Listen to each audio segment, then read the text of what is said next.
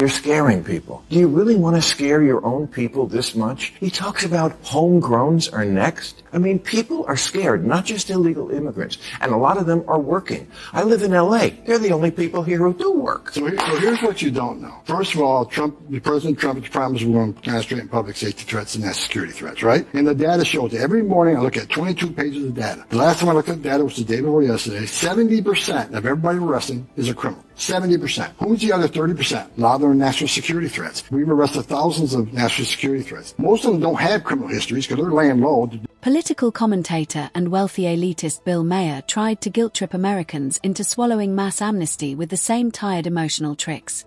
But Tom Homan wasn't having it. He crushed Maher's talking points with cold, undeniable facts. Strip away the noise, and the virtue signaling collapses under the weight of reality. Welcome to Nurk News. I'm Nurkish. And once again, the elites are recycling the same worn-out amnesty arguments we've heard for decades. When Democrats run out of logic, they hide behind emotional appeals and ignore the real damage their policies create. Watch as Maher's cheap labor narrative gets dismantled by Homan's hard-hitting crime statistics. That we need some immigration. Like we used to have a quota, like 1 million people a year. Say that's the right number. We still do. We're the most giving nation in the entire world. Okay, so let's say it's that. And we went overboard for the last 4 years under Biden, and we let in too many. Wouldn't it be smarter now to say, now that it's zero, let's let that even out? We were going to have 1 or 2 million every year, but we let in 10 million. Instead of uprooting all these people now, why not just an amnesty? Okay, it's not exactly kosher how you got here, but the amount of people you're scaring. I mean, I'm going to say to you the thing I said to him when I had dinner with him that horrible night.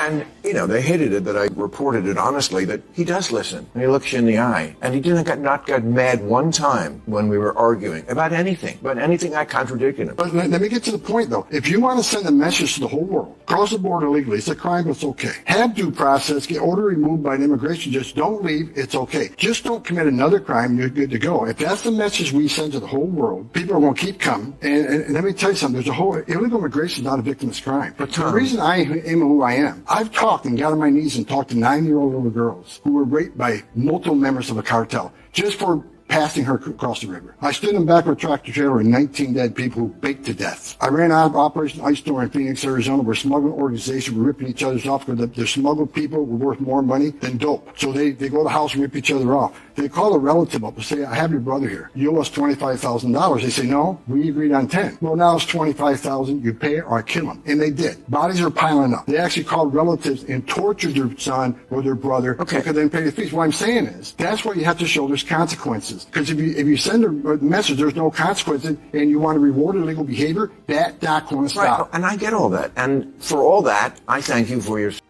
This is what happens when the ruling class treats immigration like a feel-good charity project, one designed for their own profit.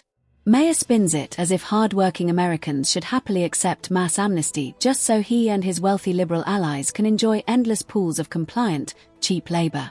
Let's not forget, this is the same man who mocked British citizens for saying they no longer recognize their own country, and even bragged about the decline of natural-born citizens as if it was something to celebrate. That tells you everything. He doesn't understand culture, and he certainly doesn't grasp the meaning of a nation. Americans never agreed to become a permanent servant economy. And the fact that Maher couldn't answer or challenge Homan's points only proves how shallow, weak, and backwards his politics really are. We also see is people being just taken away who are just regular day workers. The waitress who worked for 14 years at some coffee shop. And everybody's like, oh, you know what? We voted to get rid of the bad people. The people you were just talking about, but not Carol. What's going on there? Don't you think it's been a little heavy-handed? Don't you think you've picked up a bunch of people who shouldn't be picked up at all? It doesn't seem like it was done with a scalpel. What I think about every day is, again, we prioritize the worst first, and the numbers show we do it. But I've said from day one, if you're in the country illegally, you're not off the table. You know why? Because there are millions of people standing in line, taking their tests, doing the background investigations, paying their fees to be part of the greatest nation on earth. If you want to be a part of the greatest nation on earth, there's a right way and wrong way to do it. If you like it or not, the ones who are here illegally cheated the system. They moved themselves to the front of the line, and they've overwhelmed the immigration court system back 9-10 years, which means that people who are really trying to come here the right way are sitting in the back of the bus. right? It's just like what people don't talk about. These 10 million, 10.5 million came to the border under Biden. Well, they're asylum seekers. What people don't understand, if you look at immigration court data over the last 10 years, nearly 9 out of 10 of them will get an order removal because they don't qualify for asylum. They're not escaping fear and persecution from the home government because of race, religion, political affiliation. They're coming here for a better life, and I get that. But while they're clogging up the system and cheating the system, there are literally thousands of people in this world that really are escaping fear and persecution from their home countries that are sitting in the back of the bus. Yeah. So there's a reason we're a nation of laws. And if you or people don't like what ICE is doing, they go scream at Congress. We're enforcing laws today. I hope it all gets better. This is where liberals show just how dangerously out of touch they really are. Maher complains about enforcement tactics without ever acknowledging the sheer scale of the crisis. Millions are here illegally, overwhelming our schools, our hospitals, and our job markets.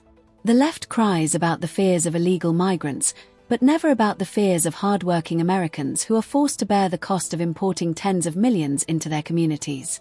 And while they paint law enforcement as villains, they ignore armed Antifa mobs shutting down facilities and activists openly training militias to attack federal agents. Let's not forget the recent fatal attack linked to an extremist who scrawled anti-ICE slogans on his ammunition.